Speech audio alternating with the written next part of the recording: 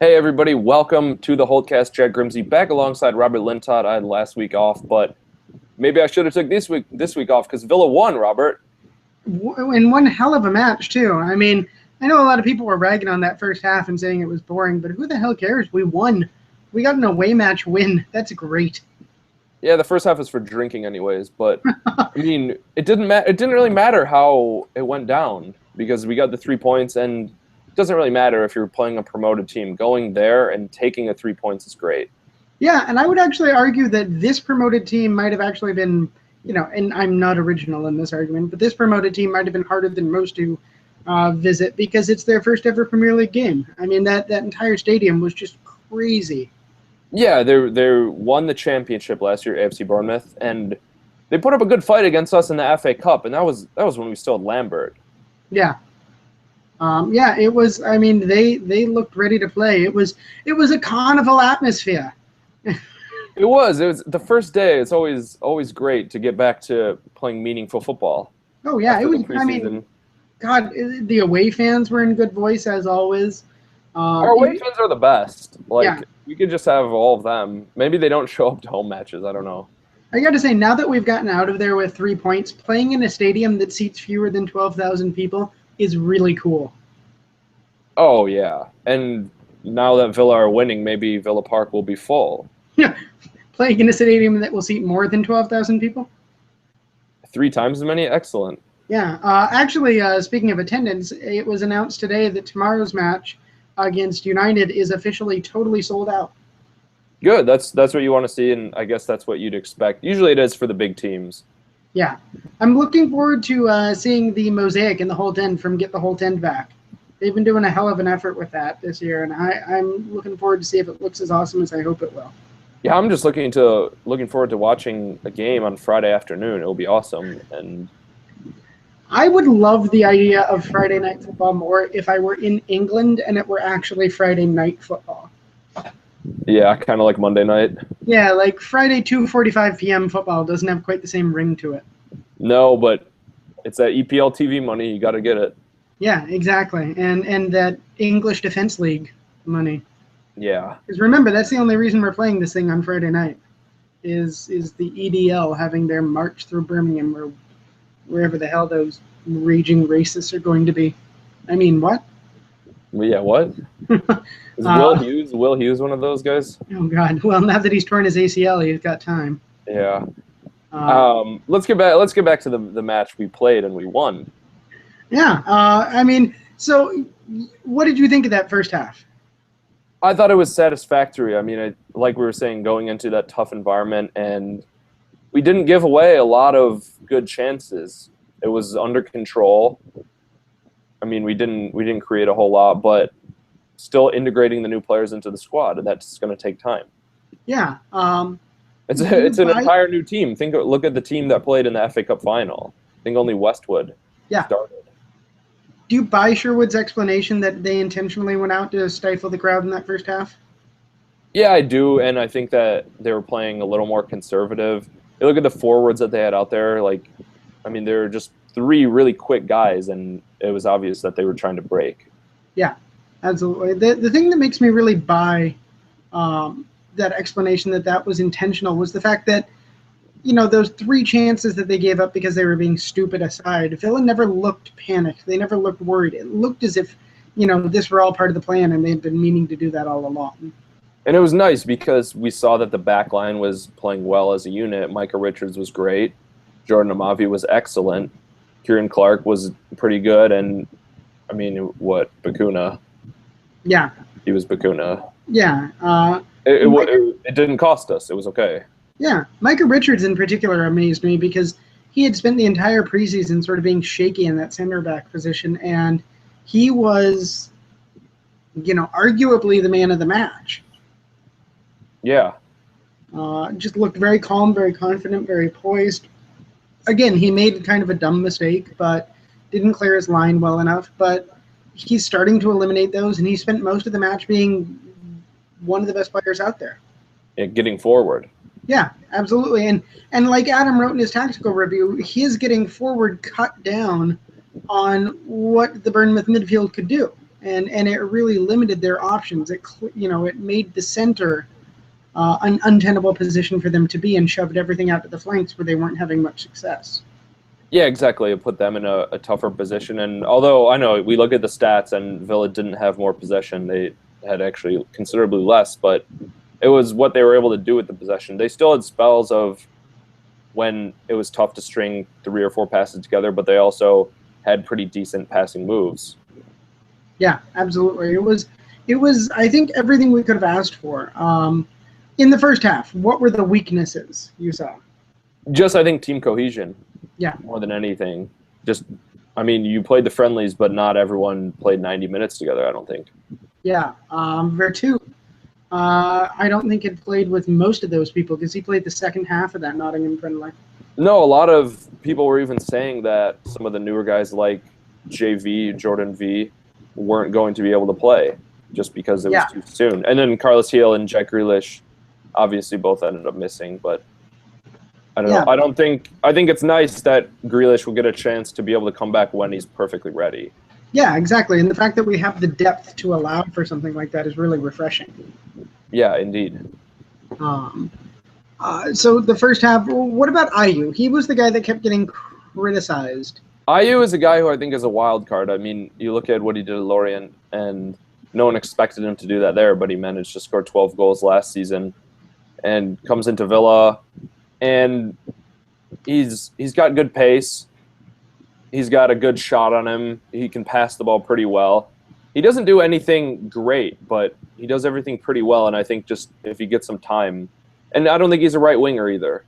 Yeah. I thought it was a little weird to essentially play him as a right winger. I think he was kind of pigeonholed into that position just so the rest of the team would fit better. Yep, absolutely. I thought a lot of the criticism going his way was fair in terms of, it was an accurate portrayal of how he played. I thought it was a bit unfair because I think he was put in a position where he was, going to not be at his best. It was sort of like everything we always saw with Andy Vyman. If he ends up scoring, he's probably man of the match. Yeah. It just comes through with a random goal. Yeah, absolutely. I didn't think he looked all that badly. What about Kozak missing the match? What do you make of that? Yeah, I think he deserved to be on the bench. Did we ever hear why? I never saw why. No, I think he just preferred the new boy to him. Which strikes me as really strange. I kept thinking that maybe Kozak picked up a knock. I mean, I could see it, although I think I'd heard about Kozak possibly being loaned or sold the week before, leading up to the match. So yeah, I don't really know what Sherwood's master plan is. He looks to really wheel and deal. Yeah, it was a little bit interesting because I thought Kozak was one of our best performers in the preseason. And to not see him in a day where he would have made a lot of sense struck me as really strange. Playing him up front and center instead of Gabby. Instead of Gabby, I think for sure. But you weren't going to be able to leave Gabby out of the squad because now we have 2 captains. Yeah, I don't know. I think you could leave Gabby out of the DM squad. God, I was really upset when I saw that we had named him any flavor of captain. I think we should have named him the bench captain. Yeah, the bench captain, the clubhouse captain. Yeah, exactly. Collect everyone's laundry after the match. We're going to need you to keep order on the bench here. These lads are sitting around, and we don't want him to get Riley. Bring him some Lucasade. So I was a little perplexed by the missing Kozak there. What about that midfield pairing of Gay and Vertu in the opening half? Did you see much that upset you? Did you see much that you liked, or was it just sort of? Yeah, not a whole lot that upset me at all. Yeah. I think they're a really good pairing, at least so far, and I have no reason to think that it wouldn't improve. Absolutely. Vertu, I thought, looked confident when he had the ball. He didn't hesitate to make a charge. He didn't hesitate to try to play a ball into a good position or dribble it into a good position on his own. I really liked what I saw out of him, even though he only got, 2/3 of a match. Yeah, and a lot of those, they just show a lot of promise as well. And, a couple years ago, it was all the talk was Villa just have the youngest team, they're going to go down. Well, managed to survive, and now the young team's kind of starting to grow up, especially with the players that have been brought in. Yeah, absolutely. One thing that really struck me as interesting, just, sticking with the first half, is when I saw that lineup, I realized that Tim Sherwood could have done a number of things, and I would have been happy, which wasn't really the case last year. There was sort of a starting 11 I wanted to see every single time, and he's got flexibility that he never had last year. He just has so many options, it seems like, at this point. Yeah, absolutely. You know, and he's got all those options. Yeah. Yeah, sorry. At times, the starting 11 picked itself last year just because of necessity.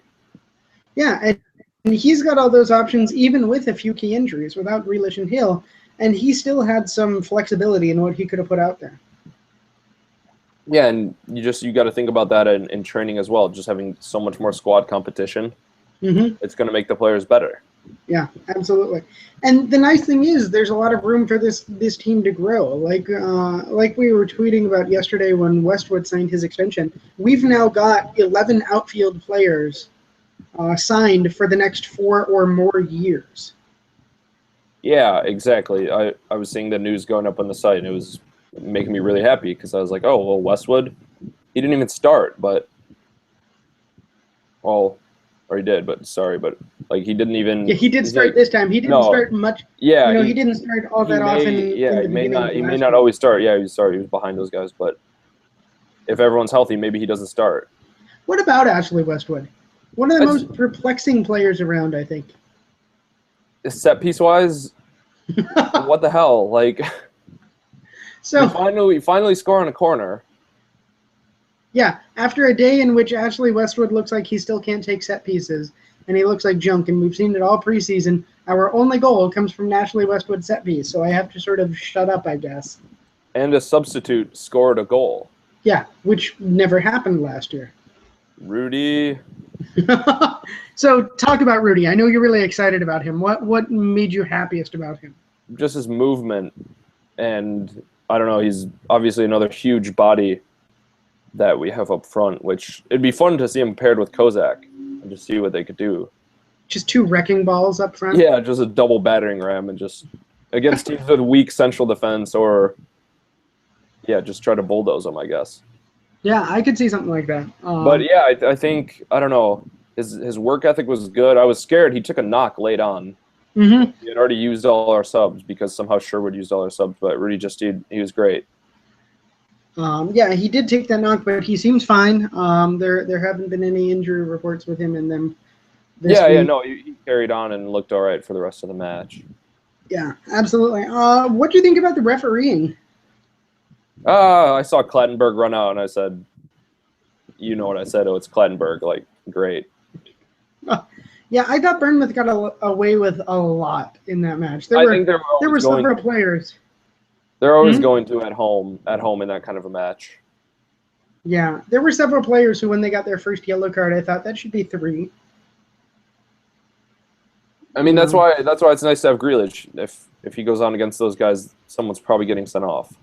Yeah, it's true. But yeah, I thought Clattenburg had a pretty crap day. But what else do you expect from Premier League refereeing at this point? Yeah. The good news is none of it ended up killing us. No, exactly, and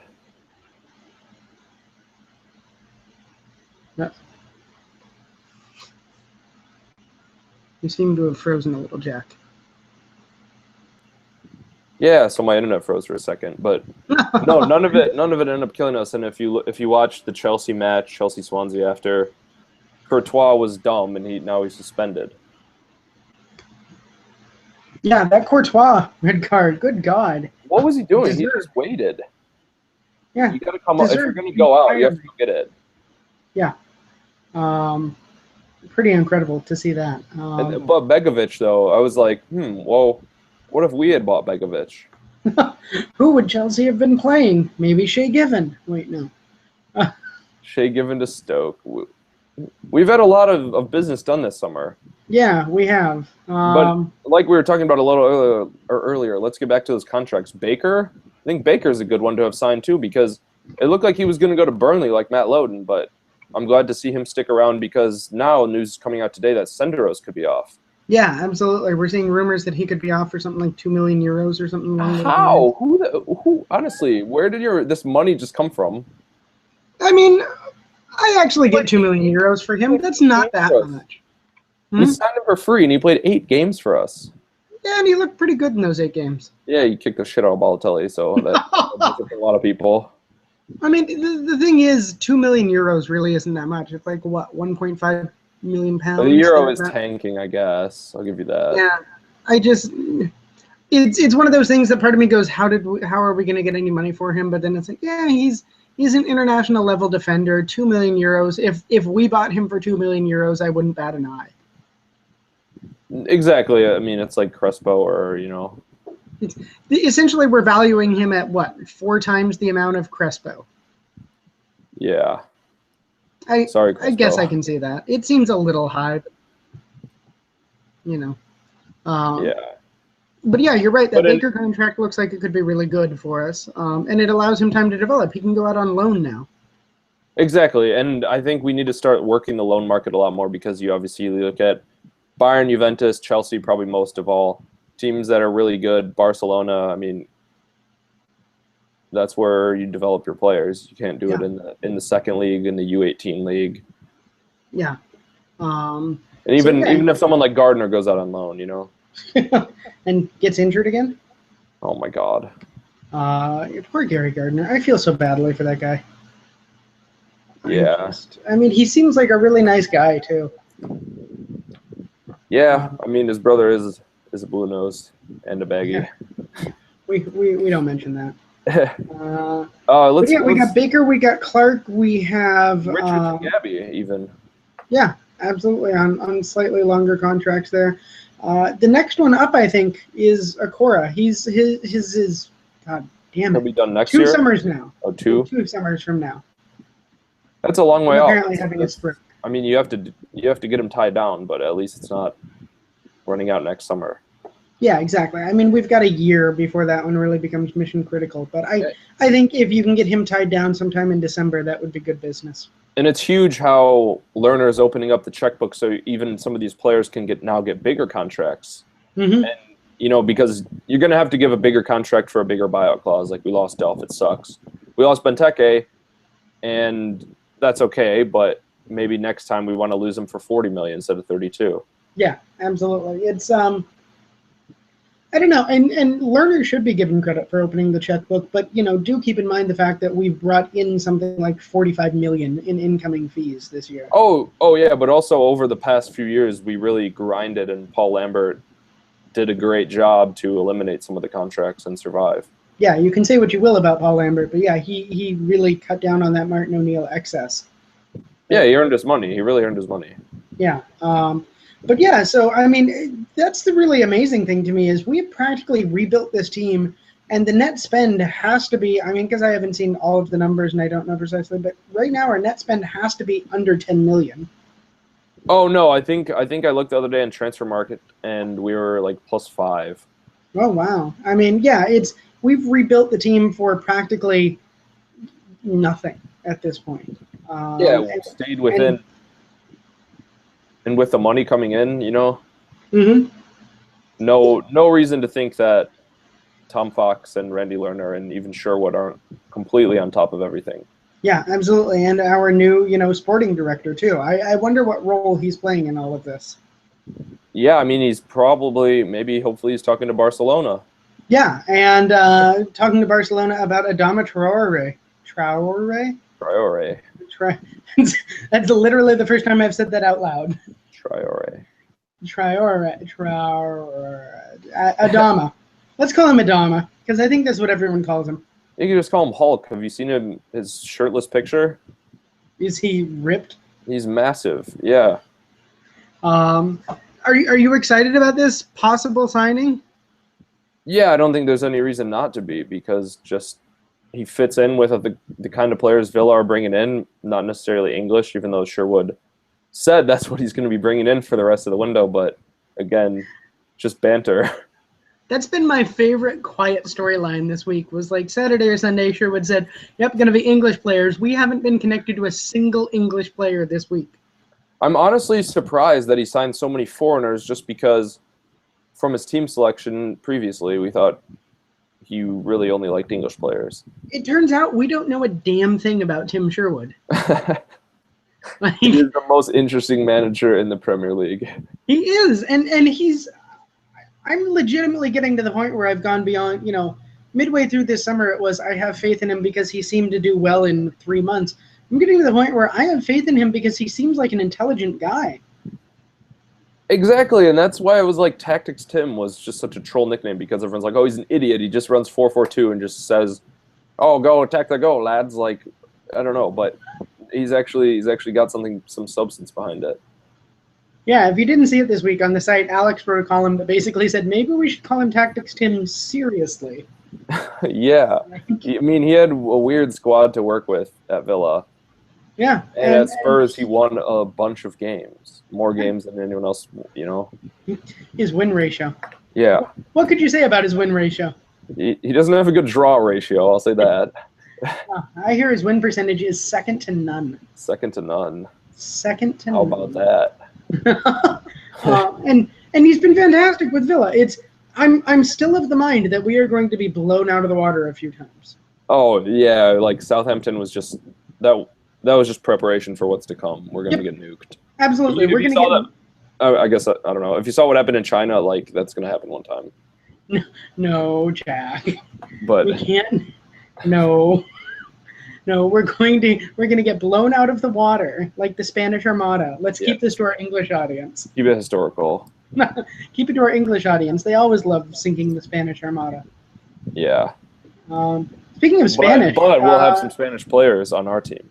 Yeah, speaking of Spanish, those of you listening won't be able to see this, but those of you watching, just take a moment and admire the Jose Angel Crespo work going on Jack's face right there. Yeah, I've just decided not to shave for a bit. Maybe I'll just not shave until Villa lose. But I like the idea of Crespo the Magnificent and his assistant Grimsey the Magnificent. And what are we gonna do? Sit on the bench? I'll make this bench disappear, and then we'll just. I'll make this deficit turn to nothing. We will disappear into the stands. Yeah. So we've got Adama. Not even going to try it. We've got him potentially coming in. Everything looks like he's going to come in. I've written about this on the site a couple of times.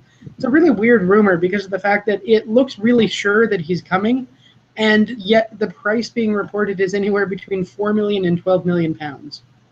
Yeah, and then some people see the deficit, and like it was first 8 million, right, and then 12, and they're like, oh, it's a 4 million deficit. Oh, he's going to be sold for 4 million. Yeah, I don't know if anyone really knows except the people who are making the deal. Maybe agents, Yeah, there could be an agent's fee in there somewhere. His contract could be worth 4.2 million over the span of 5 years, But the thing that would make all of this strange, and the thing that's been perplexing me, is there might be ways to explain this, but they are not ways that the English press ever report these deals. So why start now? For the clicks, I guess. I don't know. The same reason we do everything. To give me an excuse to write an 1,100-word column about what the hell is happening? Yeah, probably. Thank you for that, English press. I really appreciate it. Also going back to speaking of Spanish players, David De Gea. I thought you were going to go back to sneaking way into the stands for that one. No, for a Sangria. So De Gea set to miss Friday's match, tomorrow's match. This is a good thing for Villa, right? It can only be a good thing. Sergio Romero was shaky. Victor Valdez does not want to play for them. And I don't know if I would call Romero shaky. I thought he had a decent match against him. He had mostly good moments, but I don't know. It's always interesting with him for some reason. I think any way you look at it, he's a world-class caliber keeper, but he's he went with Argentina to the World Cup final. He kept them in a bunch of matches. Yeah, he's a world-class keeper, but he is not a David De Gea world-class keeper. No. I mean, this is not like if Brad Guzan was out and we put in Jed Steer. That would be bad. I don't know. He only gave up 1 goal in that last match of the year. I can't believe he played in that match still. Yeah, that was so bizarre. Why did we even have to play that match? Everyone just take the day off. Burnley, they were already relegated. Yeah, and we were safe. We didn't care. But yeah, De Gea missing is definitely a good thing, especially given the fact that almost everywhere else Manchester United seem pretty healthy. Yeah, except I think they're still in the market for a striker. Yeah, so health issues, the players they have are fine. But yeah, talk about that problem with striker there. I mean, why is that a problem for a team like Manchester United? Personally, I think they probably should have just bought Benteke, and that would have filled the void because they sold Robin van Persie. He's injured his ankle. It's never going to be the same. They shipped him off to Turkey, whatever. Rooney, they think Rooney could maybe play up front. Depay is still getting used to shifting from a left forward, like inside forward, to playing a number 10 behind the striker and adjusting to the Premier League. So I don't know. He could figure it out against Villa, and they have tons of good creative players like Juan Mata. And but they just don't have a big bruiser up front. Have Manchester United ruined Wayne Rooney? Oh, well, if so, they also made him. So yeah, but I mean, it's just so weird because they're playing him where he should be playing now, and yet maybe Louis van Gaal is ruining him. Say that again. Maybe Louis van Gaal ruined Wayne Rooney. Yeah, I mean, they're playing him where he should be played now, and I'm still not sure if he's going to be all that effective, just because I'm not sure he knows what the hell to do anymore.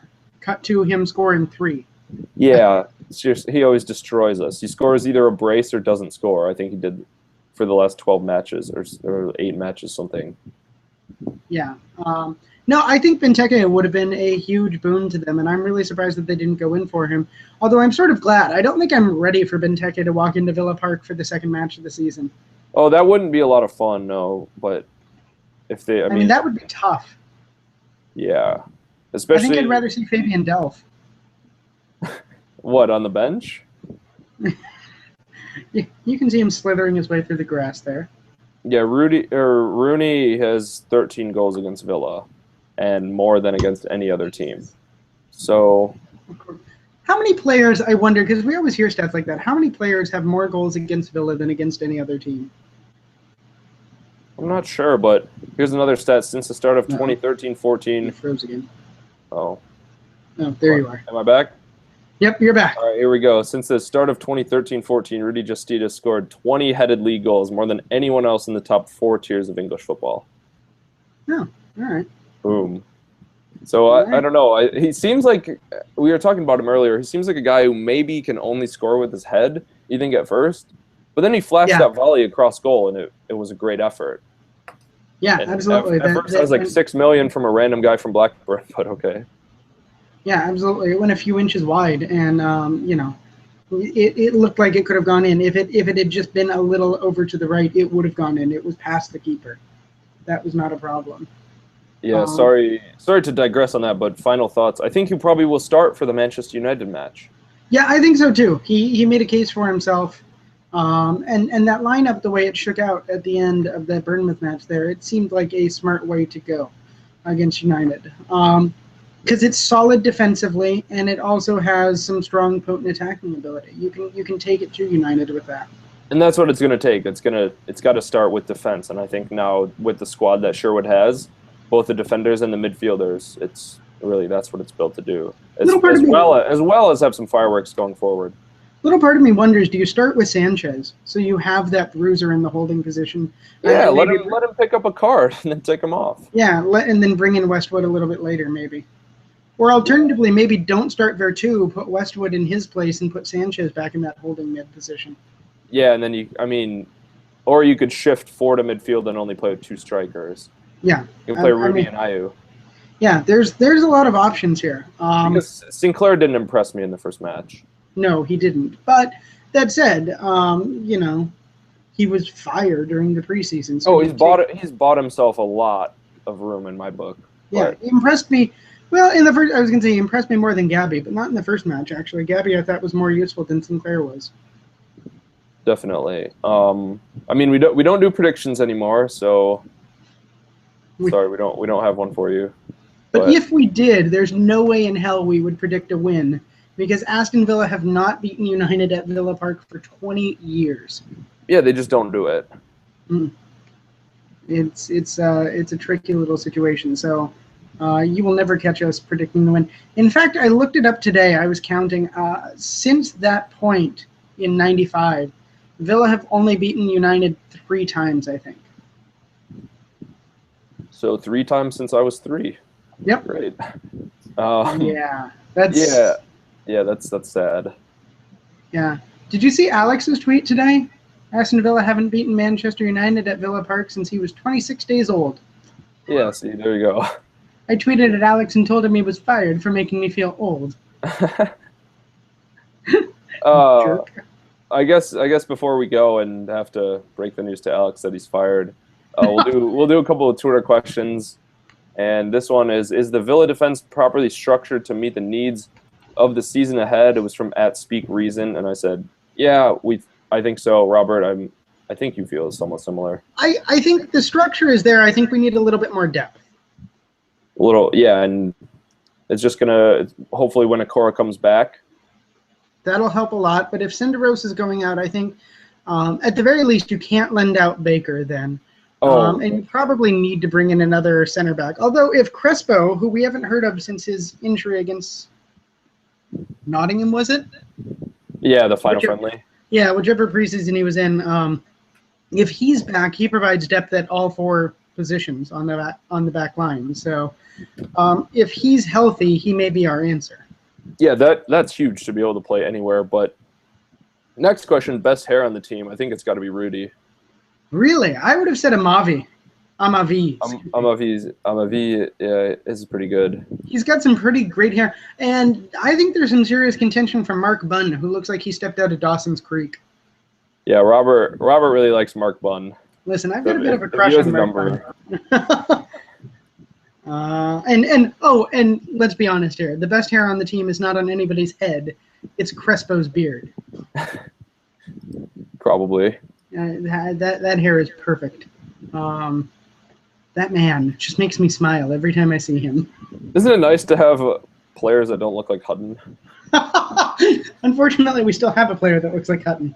Yeah, for now, but could be moving out. Oh yeah, and one final thing. I went to the North American Villans meetup in San Diego at the Bluefoot Bar, and it was great to watch the game with a ton of other Villa fans, and had a charity raffle, raised money for Acorns, and did a bunch of good stuff. So I'll be writing about that, and we'll be seeing it on the site. So how many Villans were there? Tell me about this a little bit. Probably close to, I think, 40. I don't know. There were a lot of people there. And so close to 40? Yeah, close to 40 from obviously the San Diego chapter, Chicago, Arizona, just all over Canada, and just really nice that a lot of Villans could get together, watch a match. Absolutely, and nice to see the win too. Yeah, and nice to see another opening day win for Villa. How was drinking at 7 a.m. with a bunch of Villa fans? Yeah, the West Coast is a little weird if you haven't watched the football there, but there is nothing worse, let me tell you, than the 7:30 a.m. kickoff. Yeah, so that was 4:30 a.m. That was the Man United Spurs. No one got up for that. Everyone was recovering for the night before. I did that at Christmas last year because we had one of those 12:30 in Birmingham kickoffs, and we had one of those, and I was at home in the West Coast, and getting up in the middle of December at 3:30 to get a match thread up made me want to die, especially given the fact that it was the middle of December, Aston Villa. Yeah, that was a pretty bleak time. It was the worst. But yeah, but anyways, great to be in San Diego, not in somewhere cold in the middle of December, and beautiful 70 degrees, and yeah, just a great Villa weekend. So get to that next year, I guess, if you missed it this time. But a couple guys recognized me from the podcast, so that was pretty cool. You texted me that, and I spent the next 2 days telling everyone I know, oh yeah, the co-host of the podcast was at a baseball game in San Diego, and someone recognized him. Yeah, it was shocking, but I said we're really famous to a group of like 300 people. Yeah, no, a lot of people have actually been listening, I guess, lately. So keep it up, please. Thank you guys for that. We're on iTunes, of course. Sorry about the ad. Wanted to apologize for that. If you've been hearing an ad on iTunes, we don't get any money for that, so I'd like to apologize. So we're if you don't like the sponsor, don't buy anything. Yeah. Just stick it to the man that way. But we're also, of course, on Blog Talk Radio and Stitcher, as well as YouTube, where we've been getting a lot of views. So thanks for looking at our faces if you do that. But anyways, match is tomorrow, and that's in the afternoon. But of course, we'll have all the coverage for you at 7500toholt.com and on Twitter. Robert is mostly the voice of our Twitter, so get into some banter with him. Robert, anything before the end of the episode? No, other than stay tuned at noon England time tomorrow. Cartilage-free captain and 7,500 to hold are announcing the single biggest event in SB Nation soccer history. So stay tuned for that. That's a big one. Yeah, it's big news. Massive, really. Sure, we'll have Sherwood on hand to unveil it. Jack Woodward's going to be there yelling about it. Yeah. Hey, VTV. Special event. We should take a moment to thank the official site. Have you noticed autoplay is dead? Great success. Yep. So good job, Aston Villa. That may be the single best thing you've done this summer. Is that one of the suggestions you gave them? No. So they did that of their own volition. Although I've given that suggestion 30, 40 times on Twitter. So maybe they listen to me, or maybe they listen to the thousands of other people who said it. Maybe, but either way, no autoplay on the official site. We're happy for that. But remember, check 7,500 to hold tomorrow. And on Twitter, of course, we'll have the match thread. We'll be around for that game against Manchester United, hoping for a Villa win. Until next time, for Robert Lintott, I've been Jack Grimsey. Thanks for watching the HOLTECAST.